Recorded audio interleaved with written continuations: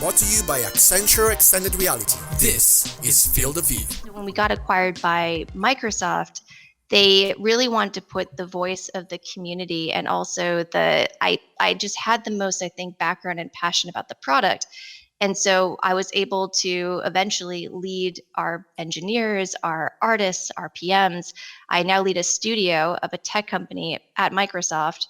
And we're trying to solve some of the hardest problems of collaboration in VR, but it's all done from a community and storytelling lens, which I think is what got so exciting when we talked to Accenture, because through this journey, talking to innovative companies that are also excited about breaking into that market in a new, innovative way.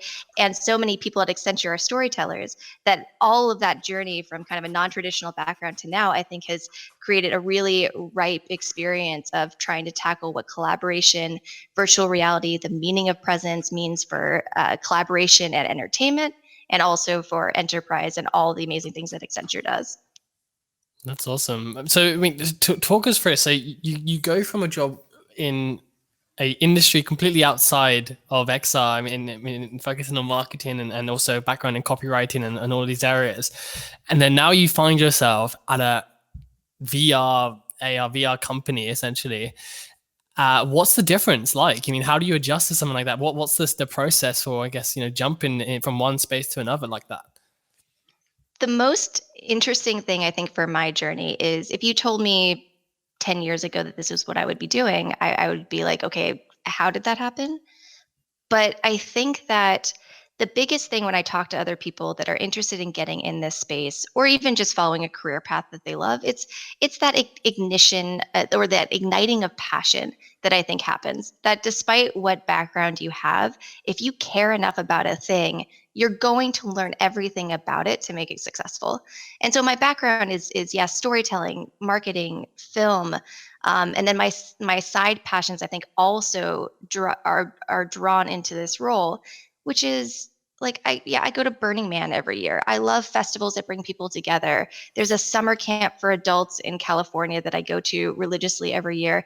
That is just they have like a typewriter range and they have yoga and they have music all night. Like I love the ability to bring communities together, to be able to just delight people. And that's also something that I think is intrinsic into at least why I do this. I want people, after they take off their VR headset or they log off our 2D version on PC and Mac, that they feel like their time was valuable. And I think that just comes from an intrinsic passion to try to do some good. And I know it can sound corny, but that's just like, if I'm going to spend most of my time in my day working on something, I want to care about it. So I think that's why the non-traditional background, it's like, it wasn't just what I cared about as a career. It was also accumulation of all of the passions that made me up, that made me good at what I do.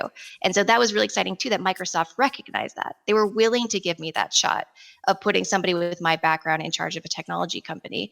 And so far, like that feels really good. That feels like a melding of my superpowers. And so I'm hopeful that other people interested in getting in this, they can look at that and go, it's not about the thing that's on your resume, or it's not about the courses you took in college.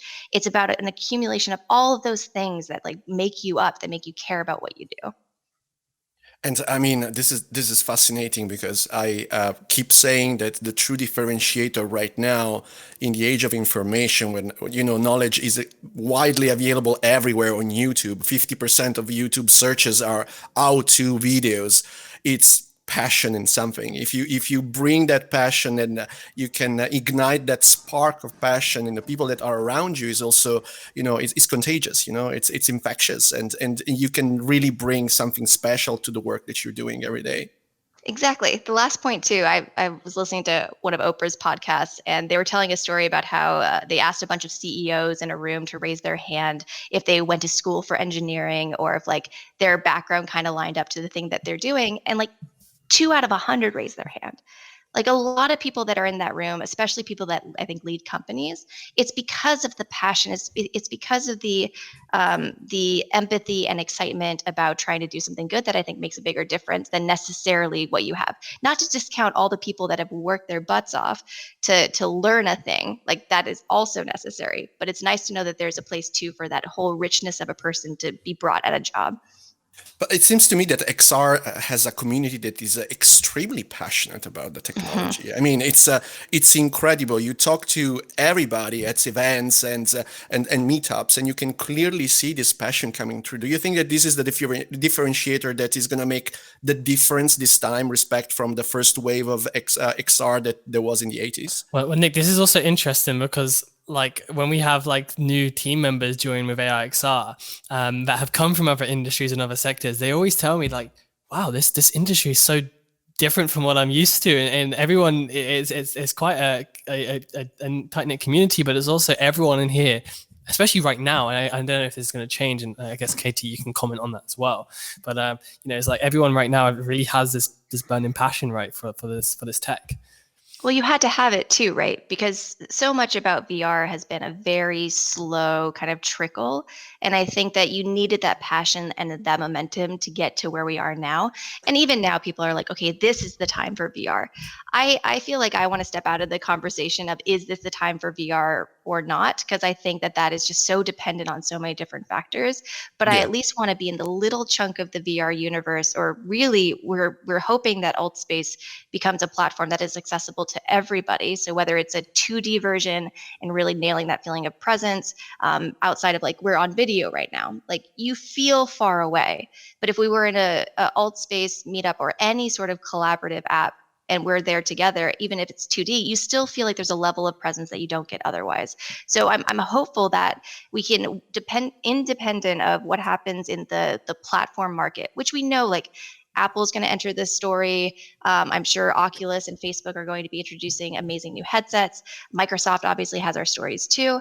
So independent of that, I just want to create the best experience that then can onboard people, whether it's from 2D or from their VR headset, and then bring people along for the ride with whatever happens in the industry. Did you know you can catch this full episode of Field of View and more by subscribing on YouTube, Spotify, Apple Music, or wherever you get your podcasts to not miss another immersive technology moment?